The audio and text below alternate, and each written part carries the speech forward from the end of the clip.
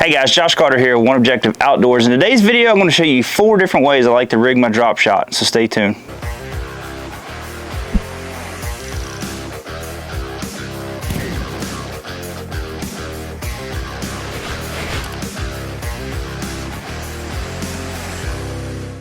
Alright guys, like I said at the beginning of this video, we're going to be going over 4 different ways I like to rig my drop shots. It's very simple. It's just kind of giving you a little bit different presentation, especially if you're fishing kind of the same brush piles. You've been getting some bites and they kind of laid off from biting, but you can still see them down there on a live scope, or you know there's more down there. Or you can have 4 different ways rigged up everywhere you go, and you can try them on several different docks. And you know, one dock they might like this way, and the other dock they might like that way. So these fish are finicky this time of the year. So you kind of want to give them a couple different presentations. So let's kind of dig into this and I'll show you each way I do it.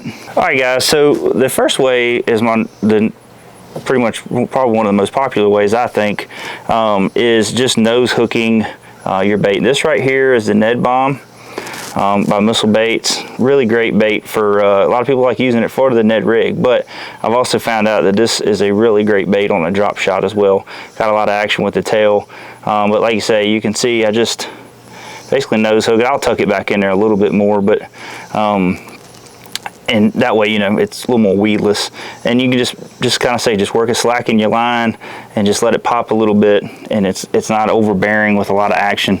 And then I'm just using a One Objective tungsten drop shot weight. So but that way is the super easiest way to rig, and I'm just tying a polymer knot. I like to try to tie it to where the hook is facing upwards. As you can see here, well, the line's all wrapped up now, but as you can see here, I try to have it to where the hook is upward, so when the fish hit it, it hooks them in the top of the lip, in the top of the mouth there. So, but that's kind of one of my all-time or go-to ways that I normally rig it for quick way.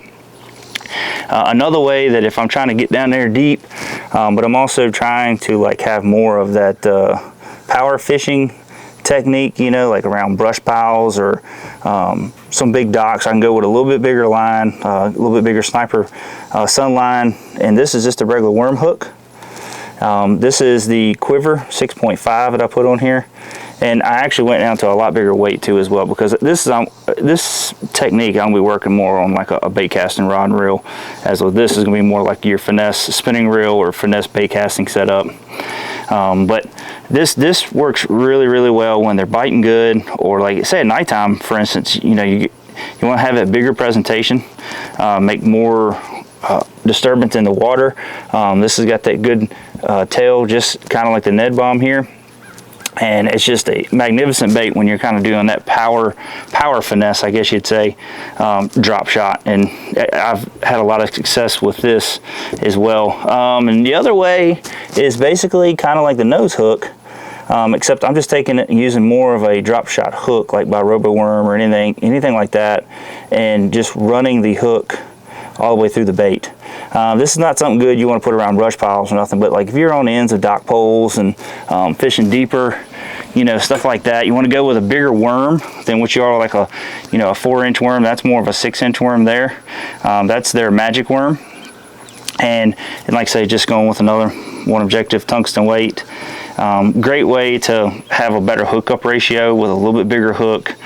A lot of people I know more people are going to this, but like I say, the only bad thing about this is if you're fishing a lot of brush piles and stuff like that, it can be difficult unless you're putting it up right above them, you know, right above the brush pile, and you know, you're not worried about hooking up into it too much. But like I say, if I'm going to be fishing more brush piles, stuff like that, I'm going to go more of this like Texas rig styled drop shot, you know, weedless hook setup. So another way that I like to fish for something, especially like the smallmouth around Smith and all that, and something just gives them a little bit different presentation than probably what they're not used to seeing all the time, is actually wacky rigging doing a wacky rig drop shot. So that's a Missile Baits 48, and I just basically rig it up, wacky rig, have my tag in. When you tie your polymer knot, I try to tie it where I have a long tag in, and then that way you can adjust your weight for the depth that you want, and it just gives them something a little different, you know, with that fall and all that. And sometimes if they've been getting hammered on the brush piles and people have been throwing normal brush, you know,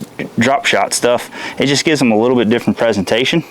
Also works good like if you're trying to get it up under like some lay downs and all that stuff, and you want just that little bit little more action down there, keeping it a little bit deeper, but you can still work it.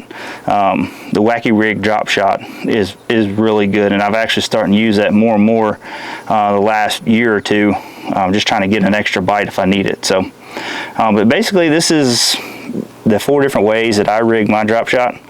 All of them are rigged on Sniper, Sunline Sniper line, and I'll go anywhere between 8. This would be, like this setup here would be like 8 pound. I go between 8 and 10 when I get a little bit bigger worm here. Normally with the Wacky Rig I'm going 10, and then this, if I'm going with a bait caster, I'm either going 10 pound to 12 pound test with this more power finesse drop shot style bait. So but it depends on your lake and water clarity and all that too, but I try not to go much under 10 with this setup here, because you're just doing a little bit more bait, a little heavier weight, and you're going to be getting into cover and all that stuff a lot more. So all right guys, well I hope you enjoyed that video. This is just, I just want to do a little quick run through of some of my drop shot setups. I've had a lot of success with drop shotting, and especially around Smith Mountain Lake and all that, and any of your deep clear lakes, all these presentations work phenomenally. So just make sure you go check out in the description below. I got all the baits down here that I got listed here. You can check out the rod and reel combos that we use, all that stuff. So make sure you just go check all that out. Also check out oneobjectivebf.com for more fishing tackle. Also hit the subscribe button, hit the like button, share this video with your friends, and guys, we'll talk to you later. See ya.